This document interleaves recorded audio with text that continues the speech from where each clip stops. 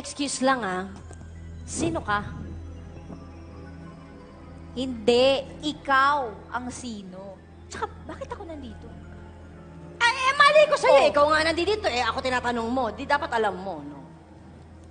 Sandali lang medyo may pagkabaliw ka rin no? Bakit kita kinakausap, ha? Tingnan mo to, isa pa to Kinausap mo muna bago kami tinanong. Sino po ba kayo? Ako si Adarna. Ako po si Torta. Nakakatawa yung rhyming. Ang mga pangalan natin, ikaw si Adarna, ikaw si Torta, ako si Soprana! Saya! Excuse me, hindi ka namin tinatanong. Grabe kayo sa akin, no? Sobra kayo. Wait lang Ano nangyayari ba? Ano meron? Sa kape, ang dami na nga naming tanong. May follow-up question ka pa. Ay, hindi ako nakinig, sorry. Florante, ano ba nangyayari sa kanila? I'm sorry. Kilala mo ako? Wow. Teka, paano mo ako nakilala? Ano to? Ano to, pati ikaw? Ako ay what? Ay, nako! Sandali!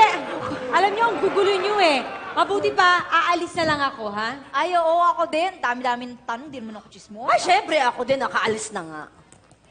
Bakit ka aalis? Ikaw kanina ka pagaya-gaya. Aalis na kami, aalis ka din. Bakit? Kayo lang pa may karapatang umalis! Kung saan ko gusto pumunta, ako. Kung ano gagawin ko, gagawin ko! Huwag niyo Okay na? Sobra Okay na kayo, Okay. Kayong ganyan ba talaga ang gusto mo? Gusto mo artihan, ganon? Pwes, kung aalis ka, aalis na ako. Diyan si Dingdong Dantes. Ano ba si Dingdong? Sama ko. Ay, ano to? Florante!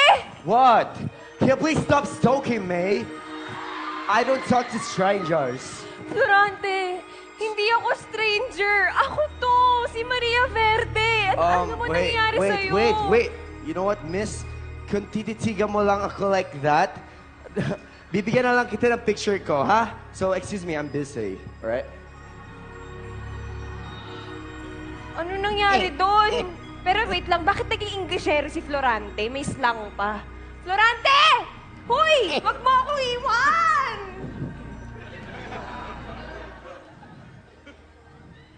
Sino ko? Ano? Sino, Ano? Sino yung mga yun? Sino ka? Oo. Sino mga yon? Hindi mo kilala kung sino ka. Pwes, i-google mo. Hoy! Hindi. Sasabihin ko kung sino ka.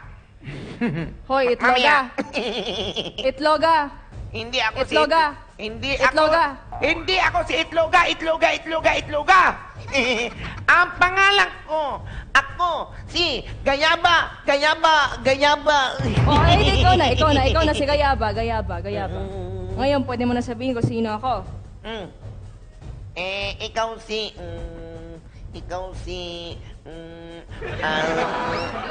ikaw si Magaya. Kaya mong gayahin ang kapangyarihan ng kahit sino. Kahit sino? Oo. Yun ang sinabi ko, di ba? Kahit kapangyarihan mo? Nangasar ka pa Kinuha mo na nga lahat ng kapangyarihan ninagaw mo. Aagawin ko muli sa'yo ang mga kinuha mo sa akin. Pinapangako ko yan. May sinasabi ka? Ano ba? Hindi, narinig ko may sinasabi ka Wala. Nagdadasal lang ako para maging matagumpay ka sa mga haharapin mong laban. Laban? Oo. Anong laban yung sinasabi mo? Kailangan mong hanapin ang mga nandito kanina at iba pang mga kasama nila. Kailangan mong bawiin sa kanila ang kapangyarihan nila at pag nakuha mo na lahat, bumalik ka sa akin at ibigay mo ang mga kapangyarihan yun. Sandali. Bakit ko ibibigay sa'yo kaano-ano ba kita? Ako, Puro ka ano. ang lumika sa'yo. Narinig mo na. Ako ang lumika sa'yo. Ganon? Oo. Pues, Masusunod ang nais mo. Humanda silang lahat. Ako ang babawi ng mga kapangyarihan nila. Ako, si Magaya!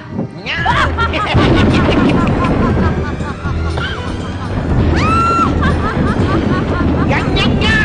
Ikaw, si Magaya!